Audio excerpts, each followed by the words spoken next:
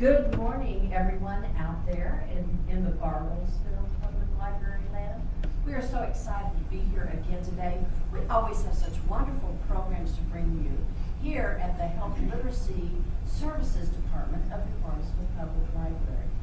We are indeed privileged to have some guests with us today in our audience, and of course a wonderful presenter who I will tell you about in just a moment. But I want to let you know that one of the arms of the Health Literacy Services program is all about health. We love to teach you about health. We love you how to become a better self-aware caregiver for your own body.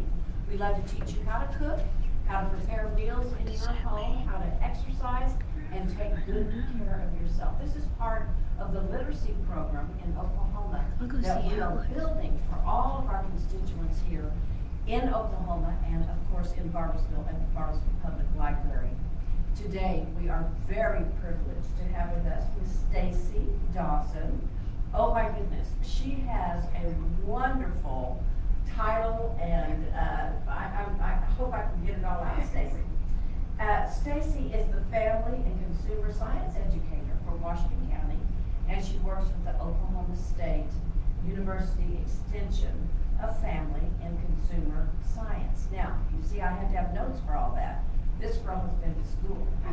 She has a bachelor's degree in pre-med, and she also has a master's degree in food and nutrition, which I love. And this is going to be part of what she is talking to us about today. But let me tell you a little bit about this wonderful program that we're starting to offer for you. It will be a 10-part series for people who want to know about aging. And how old are we when we are aging? Maybe 2 minutes old, right? We're always going in that direction, but specifically, this course is for people 40 and up who need to learn how to take care of their bodies a little bit better. Is that right, Stacey? Yes, ma'am. Okay, now some of the wonderful things that you're going to be hearing about is, what are you actually going to talk to us about today? Today we're just going to talk about your eyes, the health of your eyes, diet for your eyes, and how to just do an overall general better health for your eyes. Oh yes, and this is so important because those of us who are moving on up are finding that there are some situations with our eyes that we weren't expecting might be there.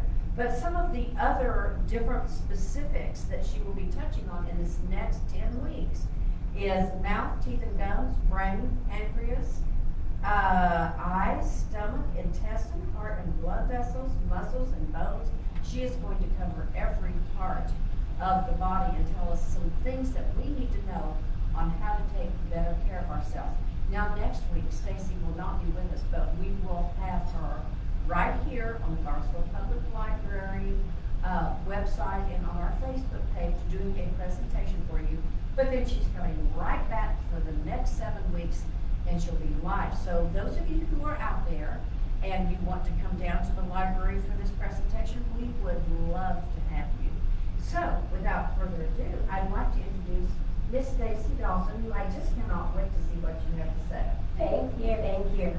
So I've been in my job for about 4 years now. I do serve Osage and Washington County, so I bounce back and forth quite a bit. And like she said, we're going to do this 10-part series, and today we're going to start with the health of our eyes. And so I have to tell you, I'm 28, and I didn't always take the best care of my eyes. And I probably should have done better when I was younger because now at 28 I already have problems. But so when I was younger, I was one of those kids. I didn't want glasses. I didn't want to go down that road. Didn't want to do it. And so when I would go to the eye doctor, because my mom was very vigilant that you were going to go take care of your eyes. That was your teeth and your eyes. Those were her main things. And I would go to the eye doctor every year, and they would say, well, which eye do you want to start with? Which one do you want to cover first? And I was like, well, if you're going to give me the option, we're going to go with my right eye because I know my own body, and I know I can see better out of that eye. So as a kid growing up, what I discovered was when they made you switch from your right eye to your left eye, they didn't change the letters or the direction. They didn't change it. And I was one of those kids that I had the memory that I could keep up with it. Now you can tell me something and 30 minutes later I probably don't remember. But back then I could do it. And so I would cover my left eye and I just go right along and think like, well, everything looks good here. And the older I got, the smarter my doctors got, I think.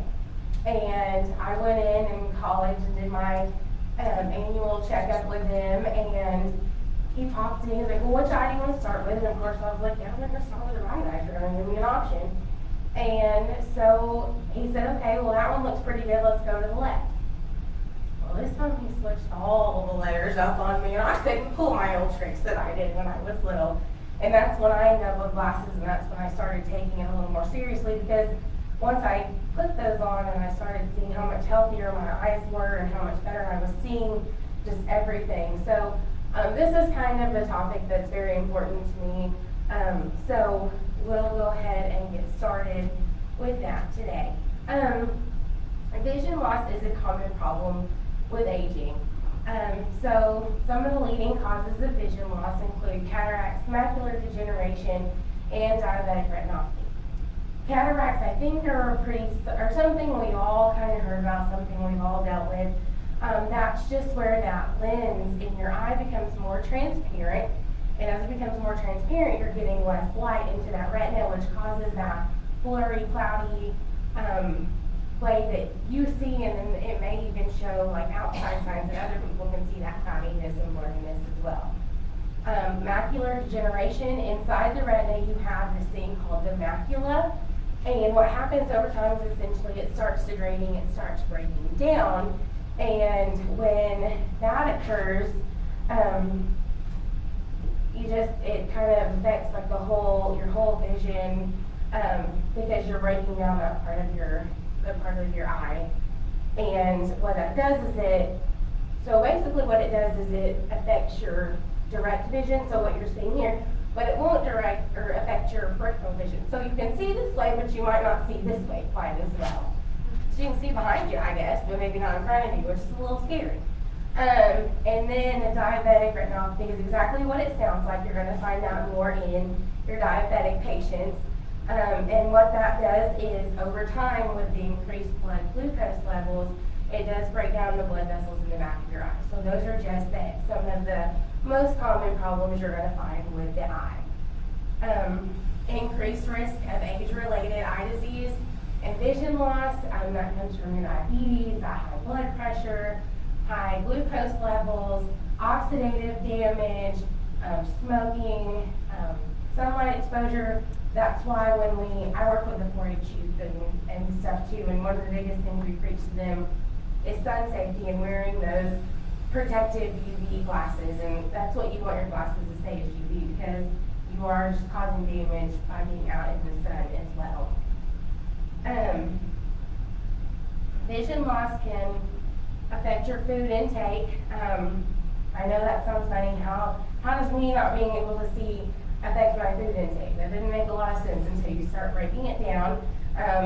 When you start losing your vision, am I driving to the grocery store? Am I relying on somebody to drive me to the grocery store? I'm reading food labels, because that's one of our big things is read your food labels, know what they say.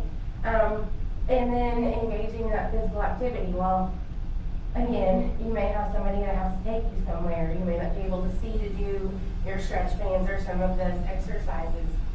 But one of the other things that was kind of strange to me as I was going over this was that vision loss can increase your risk of foodborne illness. And I'm like, well, okay, how does me not being able to see matter what I'm eating, or if it makes me sick or not? How are those related? But as you lose your vision, or your vision starts to decrease, what we see is that sometimes you may misread an expiration date, and so something may be expired. Or if you do painting, you may miss some spoilage in your painting, or you may miss something like that. And so that's what we mean by vision loss could increase your chances of a foodborne illness. So a little bit of your diet. So what are some of those nutrients that we need? What are some of those things that we can put in our bodies and start eating more of to kind of help that? And vitamin A is a really key thing. Vitamin A is very important, because especially for your night vision, which is something that I need help with, so clearly I need to start finding those more vitamin A rich foods. A healthful diet and regular physical activity lowers the risk of disease, because you're lowering your chances of blood pressure, lowering that glucose level. And so even just getting up and moving around, can really help, the overall things that can lead to the vision loss you may experience. Many nutrients and phytochemicals in food, such as antioxidants, are very important. Antioxidants can help keep your eyes protected from the oxidative damage. So things like vitamin C, vitamin E, carotene, zinc, selenium, copper, and omega-3s.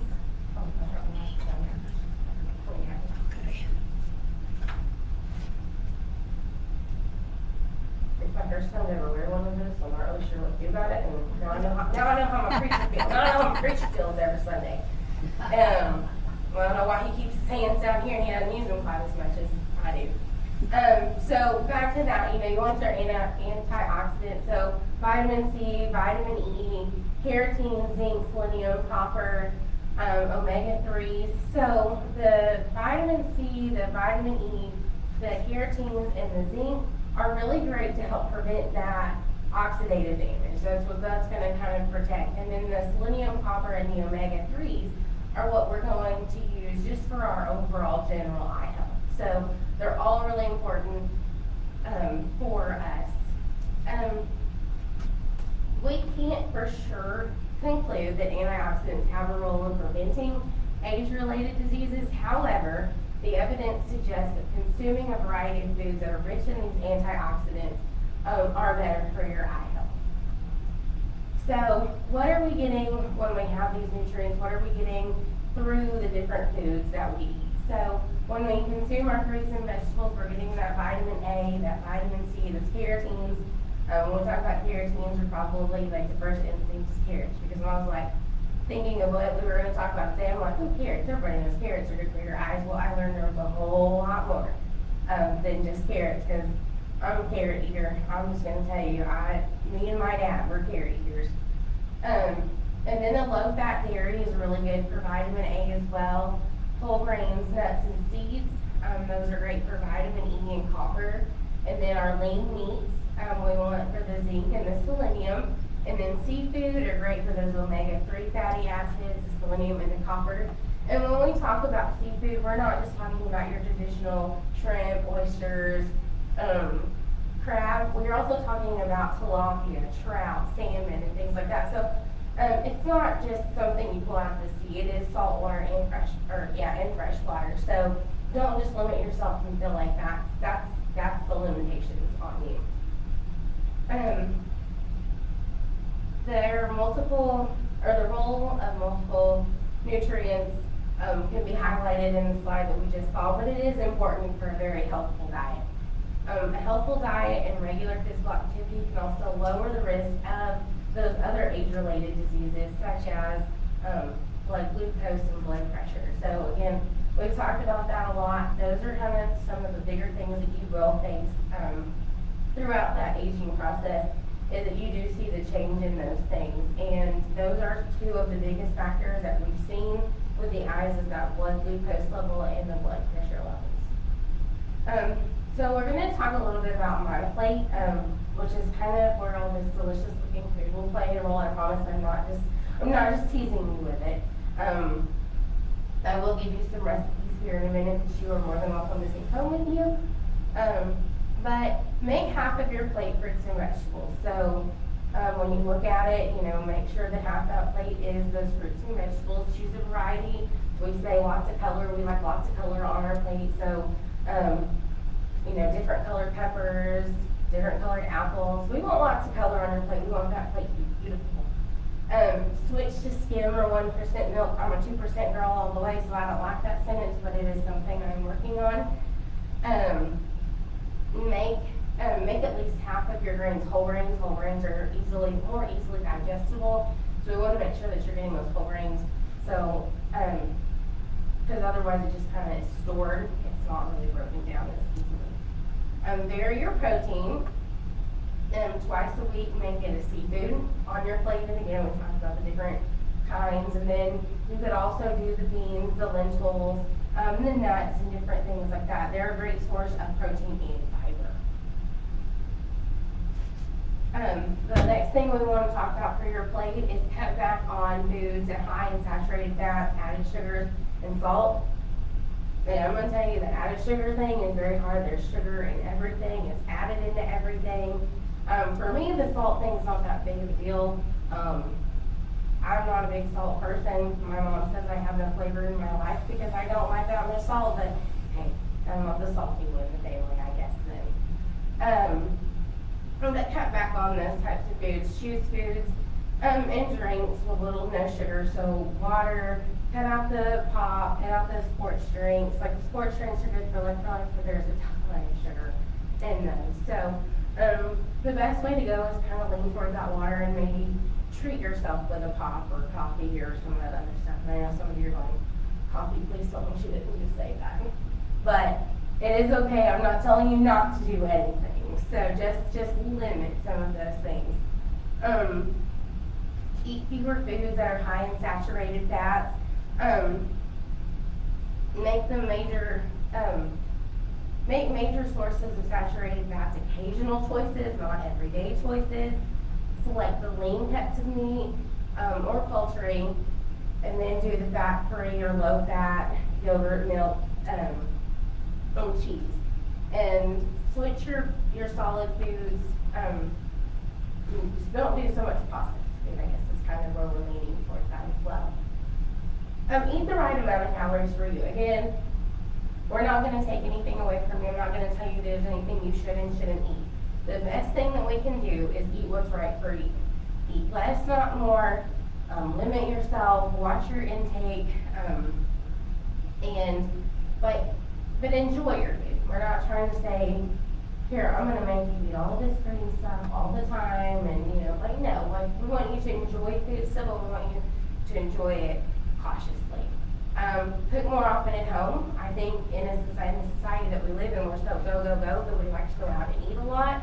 So one of the best things that we can do is to cook more at home, because you can control what you're eating, you can control those portion sizes, and you do make you're a little more conscious about those healthy choices that you make when you cook at home.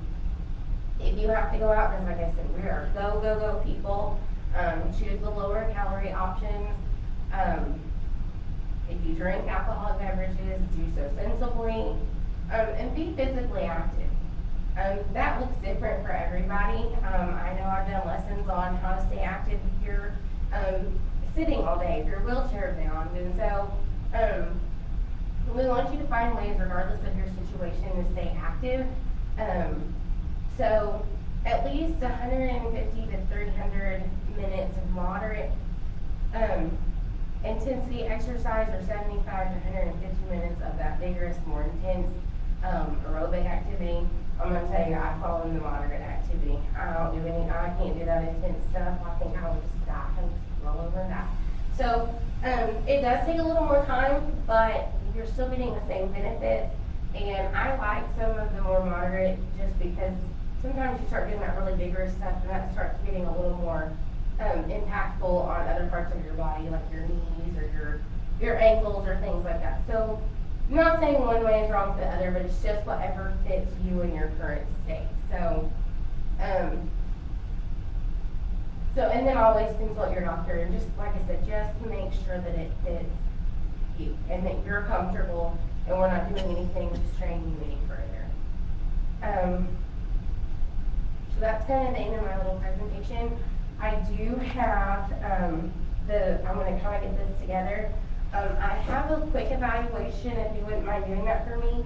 I have a paper copy, or I have the QR code that you can use either way, and I think they have one. So while I set this up, if you wouldn't mind to fill that out for me. Well, Stacey, let's talk a couple of minutes. Okay. Because we've got a few more minutes. Yes, And ma'am. our audience out there may want to know. I love all these things you have on the table. Mm-hmm. We have some fresh oranges. So this shows a lot of color, and Yes, of course ma'am. fruits. And this is my weakness. I'm not as good on vitamin C and fruits. I don't know why. I didn't get that message growing up. I mean, I did. I didn't listen to it. I don't know. I think most kids listen to it. I'm telling you, that's a hard one for kids. But I love salads and vegetables.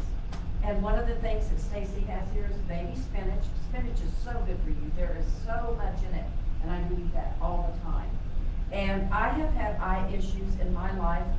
I come from a family that has genetically a lot of macular degeneration, so we really watch that. We take vitamins. I eat these peppers right here. Yes, ma'am. I eat those every day. Something in this category, just to make sure that I'm getting enough. This is really a good source. Yes, ma'am. Let's see, what else do we have? Oh, she's got limes. I do Love have limes. She can limes. put limes in everything. Water. That's a good way. If you don't like lemon and lime, you can sometimes just put it in water. And that's helpful. You did such a good job on this. Oh, I love these almonds. Almonds, all the fresh nuts, so much fiber, so much goodness. You know, you talked a little bit about fish. There's a lot of people that don't like fish. So tell me how we can substitute those omega-3 portions that maybe somebody doesn't want fish. Is fish oil a good substitute, or do you have some other plan for that? Not really. I mean, if it's just one of those things you just can't get, obviously we want to try to get it through our food the best we can, just because once you start putting it in medicine, you kind of start losing some of that just, like the natural, and things start breaking down. But, I mean, there's nothing wrong with supplementing, like using an omega fish oil supplement or something like that. There's nothing wrong with that. But we do want to try to get it as natural as possible if we can. Okay, well, let's look at these other natural. Yes, things. ma'am. We've got lemons. That's only What's that? chicken. It's chicken. Oh, I cheated a little bit today, and I used some pre-diced chicken. I cheated just a little bit today. Well, I don't think that's all that cheating. I think that's great. There's more Oranges. Oh, this is really high in antioxidants. Blueberries. Those Yes, have ma'am. blueberries. I know they're really one of the top foods that you can They use. really are. They're the highest, one of the highest things that you can get your antioxidants from. That means they're usually fighting those cancer-free radicals. That's kind of the main reason we want those antioxidants. And they also, again, will just help with other parts of your body, like the eyes. And but one of the main things that we look for those antioxidants is that you are typically, to help fight, not just completely, but help fight those cancer-causing free radicals. Wonderful. And I see, what are your jars here? So a little bit about the jars is just some different things. So I just thought they were cute ways if you needed a cute way to serve your water or something like that. So some of the options that we brought today are just, you could do something as simple in your water as just, like she said, putting your limes and your lemons in there. So you might do your wedges a little smaller than I did, and we'll just start with this one. I'll leave my raspberries out of the way. But you might just start with something as simple as just putting that in there, maybe mixing in Oh, I your. just heard the other day that lemon and blueberries are wonderful together in water. That's what Have you ever tried that? I haven't tried that one. But here, we'll go ahead and try it. It might make our water really pretty much. We'll use a large amount one again, because my lemon wedges were pretty big. That's okay. You can take those as slices. You can, and I would slice them a little thinner than what I did. And you just drop those down in there. I just like the color that you get sometimes when you start mixing things together. I think it comes out really pretty. You just drop down in there and just kind of get the flavor you like. Something else that we were told that we could do is we were told that we could do the blueberries with the raspberries. Just kind of make like a little mixed berry drink. So, That was delicious. some of them were up there, blueberries before me today.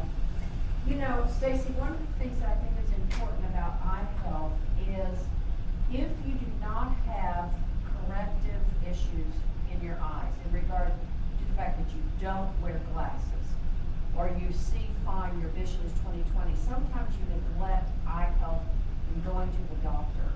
And if you don't go on and get your eyes checked, they will not find glaucoma and macular degeneration. And if it is generational in your family, that can sneak up on you. So be sure and be visiting your eye doctor on a regular basis, even if your vision is good. Anything else you wanted to add? No, this is just one of the recipes I have. The other recipe I'll just go over just kind of quickly that I had. So when we had the baby spinach, and this is some just regular romaine lettuce, it's all been washed, and we can lay it out on the plate and kind of show you how we did it. But just a cup of each, and you can either lay it out really nicely on a plate or you can put it in a bowl together. So just a cup of each of those, and then that's when you'll add your peppers, some chicken, or another lean meat that you might like. Add some of those almonds, because like she said, those are great for fiber, and they're just another great way to get protein. Some cooked or frozen peas, mine are frozen, and then some oranges, and you have a really great chopped chicken salad. That's just, it's full of those. So this recipe, I really like this one because it is labeled eye healthy, because it does have a lot of those carotenes in it that we talked about. It has the vitamin A, vitamin E, so you're getting a lot of those vitamins we talked about. And then I made just a really simple dressing to go with that. It is non-fat Greek yogurt. It's a tablespoon of curry. There's 1 minced garlic clove in here. And then for a little more flavor, you can just squeeze half of an orange in there to get that extra flavor in there. And so that's just kind of the dressing that I need to go with it. So, but that was the recipes I got for today. I have copies of the recipes. So we can give these recipes out to those guests who are with us in person today. And then Cheryl can put this on the Facebook page probably, can you not? I think she can. Cheryl can do anything, our administrative assistant. And so those of you who are listening by way of air may have a chance to see these recipes as well. In fact, I'm sure we can get that out for you. So tell me, Stacey, what's on your docket for next week? So next week we're going to do the gums, mouth, and teeth. We're going to talk a little bit about overall gum health, because that's something that maybe we don't know how to brush, or we don't know if we're brushing the right way, or things like that. Or as you age, maybe you get dentures and different things change like that. And gum health is one of those key things, because it is a big factor in cardiovascular health, stroke, and different things like that. So that's kind of why we want to make sure we touch on those teeth and gums. It's funny because you will be doing this via Facebook next week, so there probably won't be a whole lot of interaction. But they tell you this about your pets. That's why they want you to get your teeth cleaned, because that pet has that bacteria that will go down into the heart. It's the same. Yes, ma'am. And flossing those teeth is probably more important than anyone could ever know. Yes, right? it is. Yes. And she's going to tell you everything about it next week. Okay, anything else you want to tell us? I think that's all I had for today. Okay, if anybody out in our viewing audience has any questions, they would like to call Literacy Services at the Bartlesville Public Library. That number is 338-4179. Our director is Karen McGraw, and I'm Joni Elmore. I'm an advocate here for the Literacy Services Department. So we want to thank all of our guests that were here today. We want to thank all of you for joining, and we want to thank the Institute of Museum and Library Services for making this presentation possible. Also, the Oklahoma Department of Libraries, and of course, your Bartlesville Public Library. So thank you for joining us. Stacey, thank you for being with us. Thank you for Now tell us the name of this presentation again for the next 9 weeks. This is our Journey Through Health program that's kind of more designed for the aging, 40 plus maybe, and we're just going to go through some series of how to age gracefully. Oh, thank you. I love that. Thank you to the Oklahoma State Extension for giving us this presenter, and we hope you have a wonderful day. Goodbye from the Bartlesville